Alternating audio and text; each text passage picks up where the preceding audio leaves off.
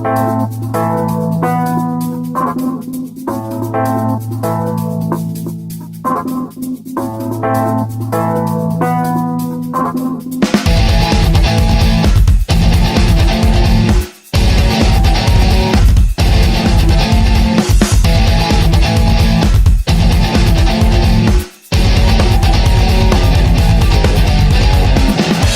up, everybody? This is Ruben Escobar with Escobar Arts and In the Dark Productions. Now, I'm going to go ahead and put out a few videos this week because I feel like I've been really behind on this, which is cool because I've been running a business and everything at Escobar Arts. I do a lot of vinyl, t-shirts. I do, like labels, cards, fucking whatever, man. I do canvas art. So I'm going to do story time. This one's going to be about the time that I met Jerry Only. Now, a lot of people don't like Jerry Only, and that's totally cool. And it's a lot of it because he just ran the Misfits name like into the ground. Like he was beating a fucking dead horse. For sure. I admit that. Everybody can admit that. I mean, it's plain to see. Like you don't have to be a genius to see when things are fundamentally wrong. When he's the only original member playing in a group called the Misfits, and it was not, at the time, I believe it was him, Marky Ramone, and Des Cadenza from Black Flag. So that was it. Or his son or whatever. No, his son wasn't playing in the band yet. But yeah, it wasn't the Misfits. That being said, here's the story. So this was at a place that I was working at fucking called EMR, and I was waiting for my bod. I was waiting for my boss Rod. I was waiting for my boss Rod in my car. Now, a friend of mine named Catan had bought me this really cool Misfit shirt, right? It was like for their 25th year anniversary. So it was like a newer logo and everything like that. And it was really cool. Like, I appreciated it, man. Like, the dude out of nowhere just got, I think it was my birthday, actually. And he got me the shirt. And like, he was a really cool cat. Fucking huge ass dude. We used to call him Catan. I used to fuck with him all the time. Because he was such a big dude. Like, dude fucking lifted you. Me, at the time, again, this was maybe, holy shit, I was like 18, 17, something like that. Maybe a little bit older, but not much. So, about, 20 plus years or so ago, man. And, maybe more around 13 years ago or whatever. So, he bought me this shirt. And I just happened to be wearing it on, a random day. I just randomly picked it up because I don't really put too much into my outfits. I'm not a fashionista. If it's black, I wear it. So I was wearing my Misfit shirt. I was sitting in my car waiting for my boss, Rod. And this RV comes storming by. And I'm like, wow, it's, whatever. It's an RV. Well, this RV happened to hit its brakes. Like, just dead fucking hit its brakes. Skidded. Like, granted, this was in Phoenix, Arizona, in Deer Valley, northern Deer Valley area. And at the time, it was a 2-lane road, going one way and coming the other. That was it. So, watching an RV slamming on its brakes and flipping a complete fucking bitch, doing a U-turn was quite the sight. Like, okay, what? There's a reason why he was doing that. Who was doing this? Why was he doing this? He did a U-turn.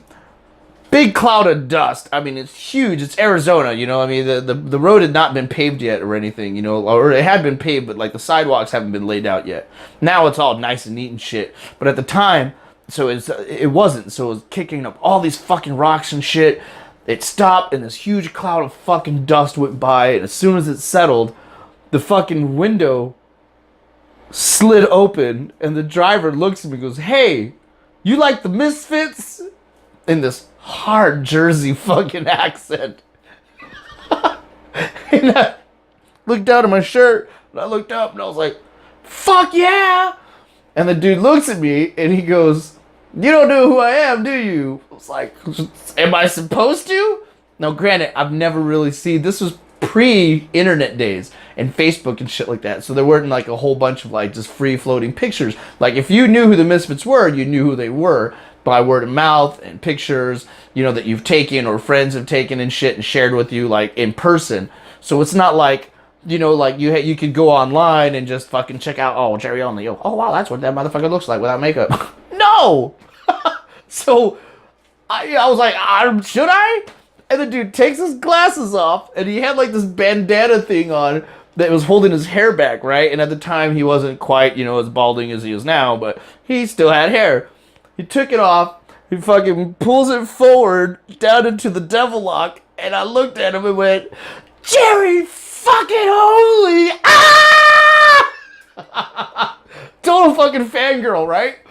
Fucking ran up on the motherfucker, dude. I was like, what the fuck is up? Shook his hand and everything. Was all, what's up, man? He's all, what's up, brother? He's all, you going to the show tonight? And I was like, I don't know, am I? So I don't know who it was, but somebody was in the fucking RV with him. He told him to whip out his fucking book, his guest list, and he asked me what my name was. He's like, hey, man, I'll sign your shirt and everything. I was like, yeah! Took the shirt off, dude signed it, gave me a bunch of fucking, like, posters and shit like that. Put my name down on the fucking list. And he's like, oh, you and, like, whoever you want to bring, man, come to the show tonight, And I was like, fuck yeah! And the dude was just like, yeah, I was here all day, right? The dude was next door to me all fucking day at, where I was working at the time, getting his trailer hitch welded on. All fucking day, Jerry only, just, oh, you were just sitting there, I could have went over there at any fucking given moment in time and fucking chatted it up with you. But, it was what it was, man. But just the fact that I was sitting on that car at that particular time, and that dude fucking, like, he stopped. He didn't have to. He could have kept fucking going. But he saw me wearing a Misfits shirt and was like, hey, you know what? I'm going to stop for this fan, and I'm going to fucking give him free tickets to that show. Which he did. I didn't even need tickets, though. Okay, it wasn't tickets. He just put me on the guest list. And it was funny because when I got there to the show, I called a couple of my friends because I didn't have anybody to really go with at the time. I went with my friends Harley and Chris. And we showed up, and he's like, dude, are you sure you got this? I was like, dude, put my name down and everything. I told them about it, and they didn't fucking believe me. Nobody fucking believed me. But I went up to the box office, and I told the lady, and I was like, listen, you probably get a lot of people to say this shit, but I swear to God, I'm on the list. And I'm on Jerry Only's fucking list. Please look me up. And she's like, yeah, okay, for sure. Sure, you're on the list. And I was like, nah. I was like, oh, I hope I am. I believe I watched him write my name down and shit. And she was giving me that snooty fucking attitude, like, okay. And then she went and grabbed her fucking little fucking notepad and was like, oh, Mr. Escobar. Oh, well, how many will be joining you? And I was like, oh, shit, it's on. So apparently he fucking put me down for up to 14 fucking people, man. I was like, no fucking way. Cool as shit. So it was only 3 of us, and I got our arses in there, and we enjoyed the show. Like, it was the Dickies. I believe Balzac was supposed to be there, but they canceled or something. No, it was Balzac. That's right. It was the Dickies, Balzac, and the fucking Misfits, man. And it was one hell of a fucking show. Dude, saw me in the crowd, fucking gave me the whole fucking deal, and was like, yeah, glad you made it. And I was like, yeah! Shook my hand and shit like that, and we enjoyed the show, man. It was fucking cool. Now, give it what you may, what anybody might fucking say about Jerry Only, but that dude did not have to fucking do that. He could have kept fucking driving on, but he saw my shirt and stopped.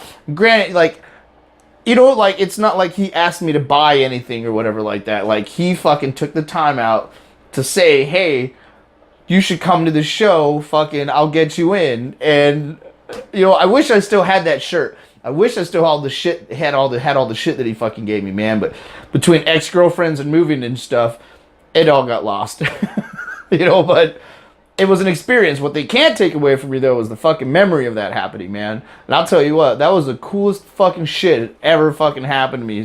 Like, one of the coolest fucking things. I've got plenty of stories, man, which I'll probably end up start doing, like, the segment like this. Just story time, because what the fuck? Like, who could say that, dude? Like, I'm sure a lot of people have stories and stuff, but that one was mine. And that one was fucking, it's embedded in my fucking mind for the rest of my life, dude. And it made me fucking have so much fucking utter respect for that man. Like, he took the time out to fucking make sure that a fan got to his show. Granted, yeah, he probably wanted to fill the, place up anyways, but, whatever. He didn't have to do what he did, and he did, and he did it, and he did it to me.